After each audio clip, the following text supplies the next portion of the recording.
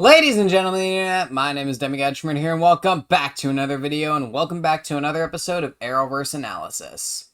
The Arrowverse's shows tend to have a formula that they like to follow in their episode cycle. Premiere, a few episodes of character drama, pep talks, and villains of the week. The mid-season finale, where they either introduce the main villain or the main villain makes a big move that's supposed to change the season as we know it. Break for a month or two for the holidays.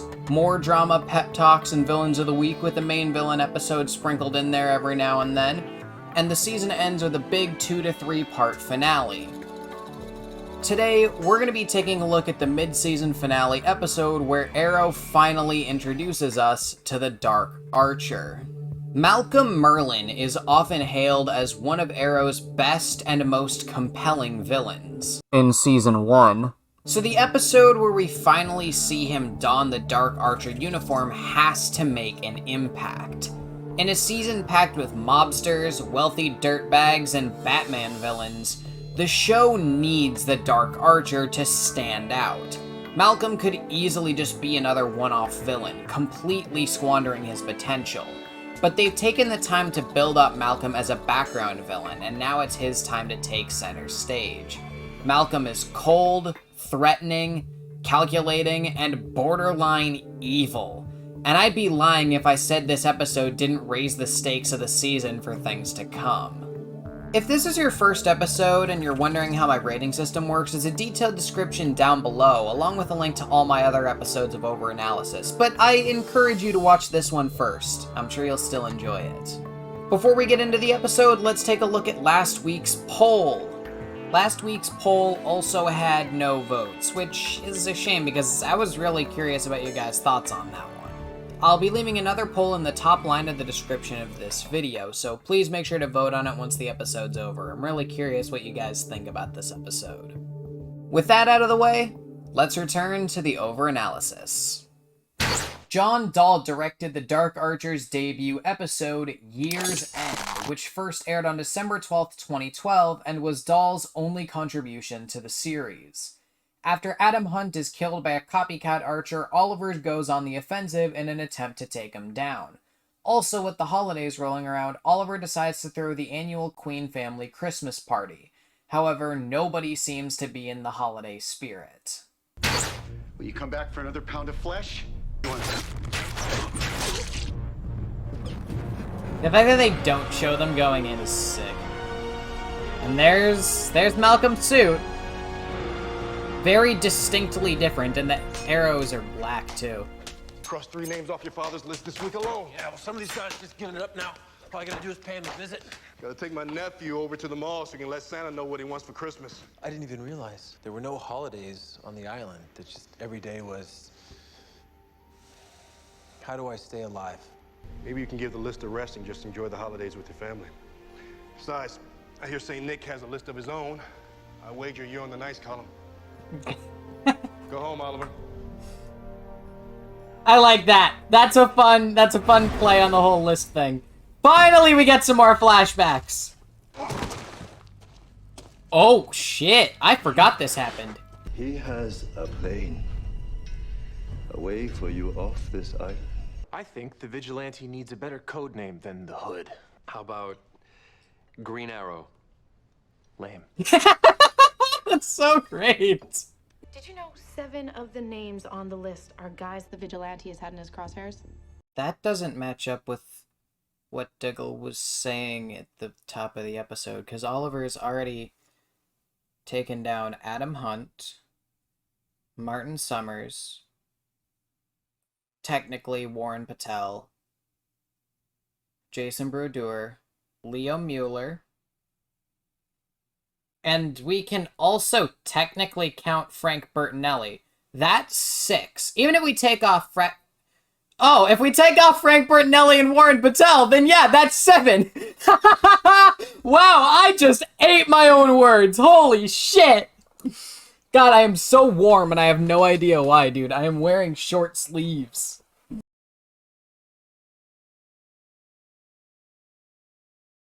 Like Doug Miller. Head of Applied Sciences at Queen Consolidated. What of him?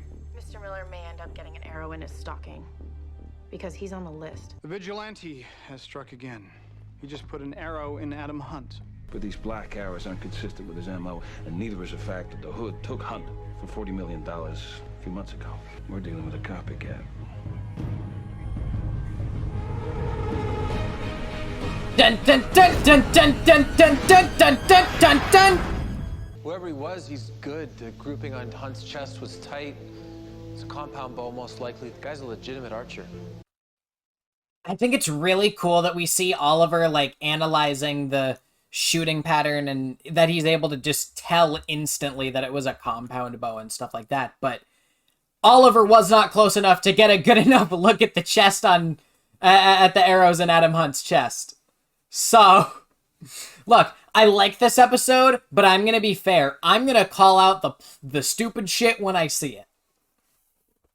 But this isn't, the other thing is that this also isn't really a plot relevant thing, so. Someone who will be particular about his choice of arrows. We get an arrow. We get a bead on where he purchased them.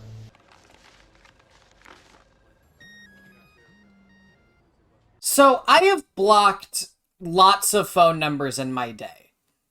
Mostly scam calls. I have never gotten a call from a blocked number. So when TV shows do this thing where it's like, oh look, you're getting a call, it's from a blocked number, I just roll my eyes because that can't happen. You can't get a call from a blocked number, right? Or rather, your phone's not going to ring when you get a call from a blocked number. Know what? Actually, I'm going to Google this. Blocked calls go straight to voicemail. This is the only clue that you blocked them. The blocked caller can still leave a voicemail, but it won't show up with your regular messages. You told Commissioner Nudo Cerdo that you might be dealing with a copycat. Which makes me your best bet to take him down. I need one of the arrows from his murder. I can do things the police can't. Go places they won't. I don't even know who. If this archer doesn't stop With Adam Hunt, we both have a problem. Think about it. I've been concerned by the idea that the vigilante might target an employee or officer of this company. Security red flag to you. From what I've read, this vigilante only goes after white-collar criminals. Well, let's just hope he doesn't decide to branch out. We're heading down to the bay to hang out if you want to come. Thanks, but I'm spending the afternoon with my brother. Thea's really come around. She's really turned herself around.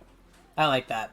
You were gonna tell me why we're not having the annual Christmas party. When you and Dad disappeared, by the time Christmas rolled around, none of us felt much like celebrating, so we kind of skipped Christmas that year.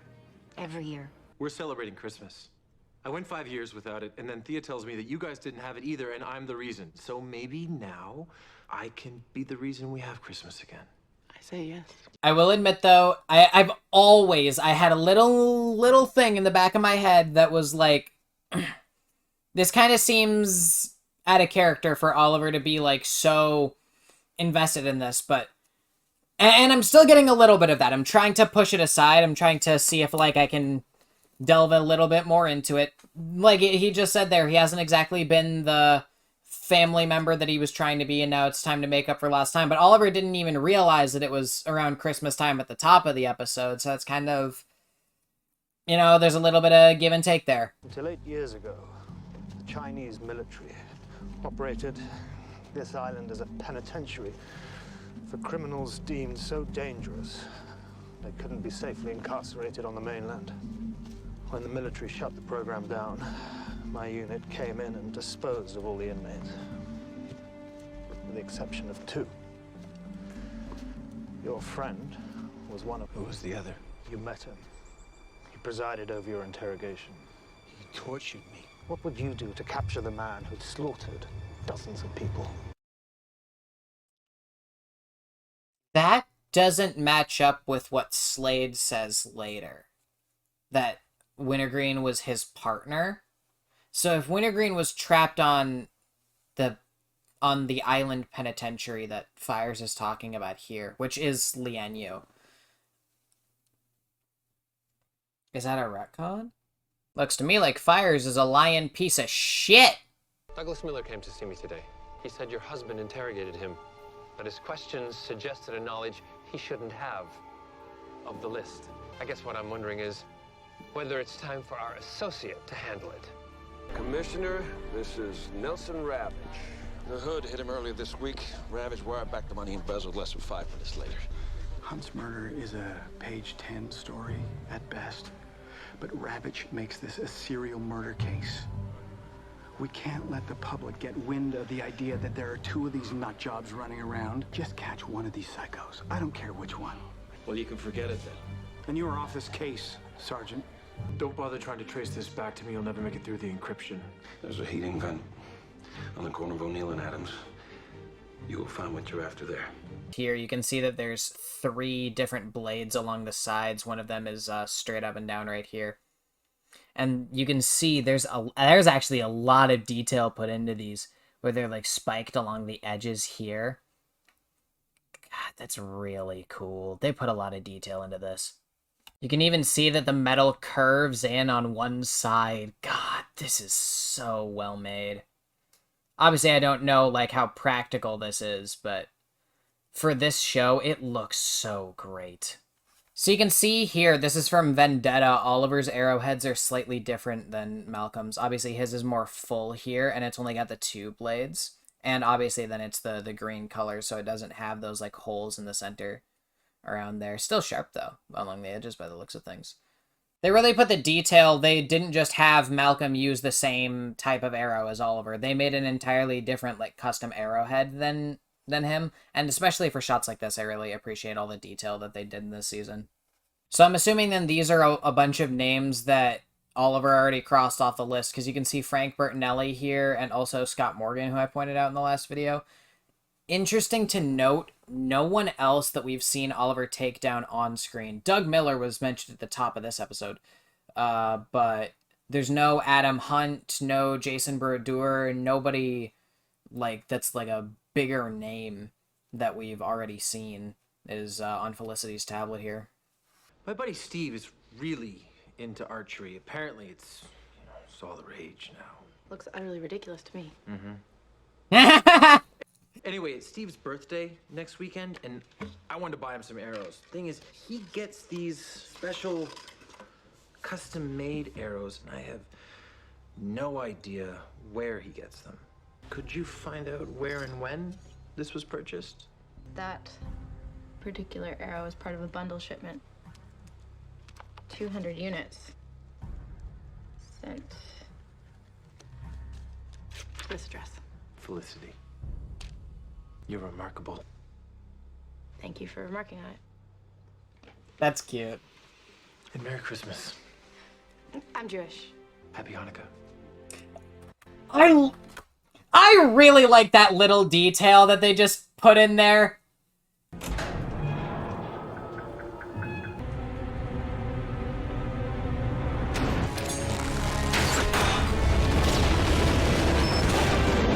Explosive arrow, yep.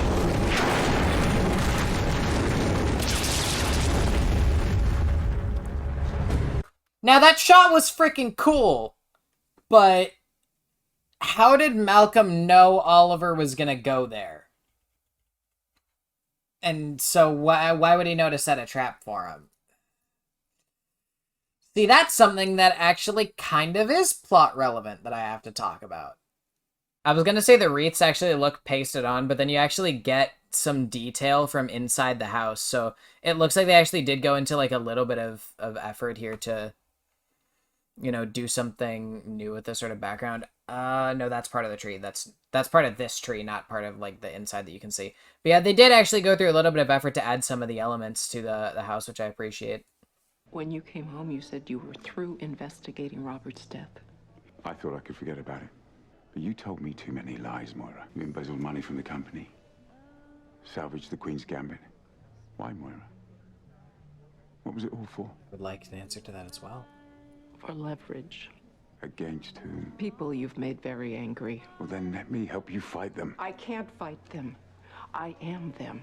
Whatever you've done, and whoever these people are, time for lies is over. Let's just get through the party. And I promise I will tell you everything. I know it's probably not easy for you to see Tommy and I together. Oh, the invitation said +1, not minus Laurel. That's a good line. I've been wanting to move forward with him, but something's been holding me back. It's you. But for 5 years, I was emotionally off because you had died. And the truth is, the last person that I expected to make me feel again has. I'm happy. For both of you. Thank you. The funniest part about this is the people that wanted Oliver and Laurel to be together don't realize that Oliver did the healthy thing and moved the fuck on. Thea, I have something to tell you. Oliver. I'm gonna have to err on the safe side and blur this. Hit the road. Because there's a party going on downstairs that I threw for you. All this party is doing is bringing back memories I've been trying to forget. Thea! Why would you want to forget? No matter how fancy the party is you throw, things will never be the way they used to be in our family. Happy harvest, Starling City. I will kill one hostage every hour in the name of this vigilante until he surrenders himself to my authority. Do not think it convenient you captured me so easily. There's Wintergreen. Run! Ooh, that little kick that he did was cool. And then there's another Yaofei scissor. There's a lot of shaky cam in this fight, though.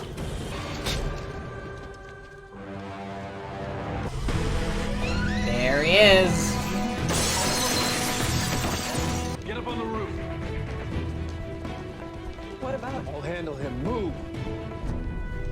Hostages. You got 5 hostages on the roof. Repeat, 5 hostages on the roof. Thank you for coming. After the warehouse, I knew I'd have to do something dramatic to get your attention. What do you want with me? What any archer wants. To see who's better. I love that you don't get to see Malcolm's costume in full yet, though. They're keeping it mostly hidden on purpose. There we go. That was the first mostly clean shot you could see of it. There's another one. Oh, that's convenient. Ooh. Ooh. Oh, God, I can hear that snap. I know about the list, and the man who authored it wants you dead. They call you the Hood. Let's see what you look like without it. Oh, nice! Dick!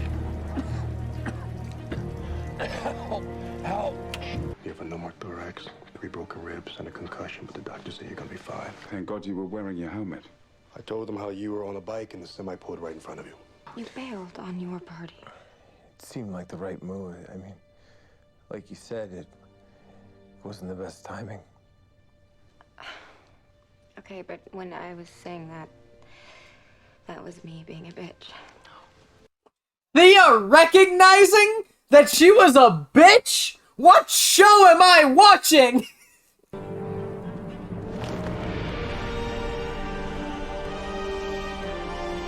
This guy goes on to play King Shark on The Flash. I think he's also the Beast in the Descendants movies.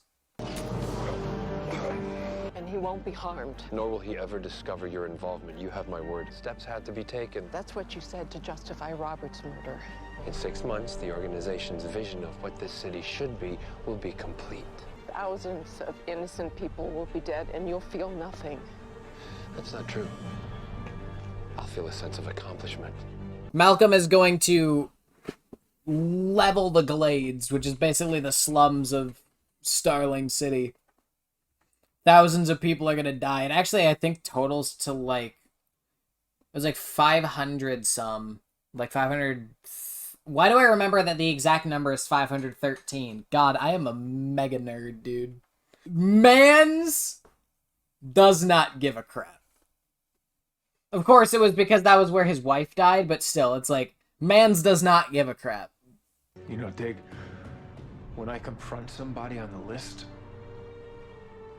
I tell them that they failed the city. But tonight it was me who failed. All of our 5 hostages are home tonight with their families enjoying the holidays. I was gonna say two things. One, that Dig just said. Two, I don't know if I should count this for the "you have failed this city" counter. I'll put it on there, fuck it! The other archer told me that somebody compiled the list. I always assumed it was my father. I think there's someone else out there. Someone who's more of a danger than the archer. And I am gonna take him down. I'll go ahead and give the episode's plot a 3. A lot of dominoes have fallen into place for the episode to work, and while a lot of the background elements do, the main plot does have a few issues. How would Malcolm know that Oliver would go back to the place he bought the arrows? And if we want to take later seasons into account, don't all League of Assassins members use Malcolm's arrows? Wouldn't that mean that he makes them himself? Why do you have a custom job done and have them dropped off there? It's just a bit odd. And why does Malcolm suddenly switch from going after people Oliver's already hit to taking hostages? Those two things just don't fit cleanly to me. But with the list plot still moving in the background and moving very strongly, I can forgive him a little bit for that. That said, while there are new developments in the list plot basically every episode, I can't ignore the fact that we've seen the interactions between Walter and Moira this week in many episodes before this one. I'll give characterization a 4 here. Malcolm is the obvious standout. This is the Malcolm Merlin you start to miss after he gets watered down in later seasons. He's callous and legitimately sees the undertaking as a mission that he'll feel accomplished by when it's over. He genuinely does not value human life, and it makes him a really interesting character. I can't give it a 5 though, because Moira, Walter, and Thea seem to be spinning their wheels, and I still don't fully get why Oliver was so gung-ho about throwing the Christmas party. Visuals will get a solid 4. The fight between Oliver and Malcolm is kind of a letdown here. It's a lot less cool than I remember it being, but the rest of the episode's got some pretty great shots. I especially like how atmospheric the Queen Mansion is with everything decorated for Christmas. It gives off some really cheerful vibes in an episode that's, you know, focused on the season's main villain and ends with Oliver getting beaten to shit. Importance is a 5. This is the first time the Dark Archer shows up, plus we get the identity revealed in the same episode. They did not mess around here. Plus, now Walter's been kidnapped by Malcolm for looking into the list. And we even get to see Oliver really get his ass kicked for the first time, as we hint at a bigger controversy that could leave thousands dead. Of course, we don't know what that is yet, but the fact that it could leave that many people dead means that it has to be big. This is not a skippable episode by any stretch of the imagination. And entertainment will get a 3. The whole cheery Christmas vibe definitely contributes to the episode, and there's a lot of fun wordplay because of it, which I really enjoy.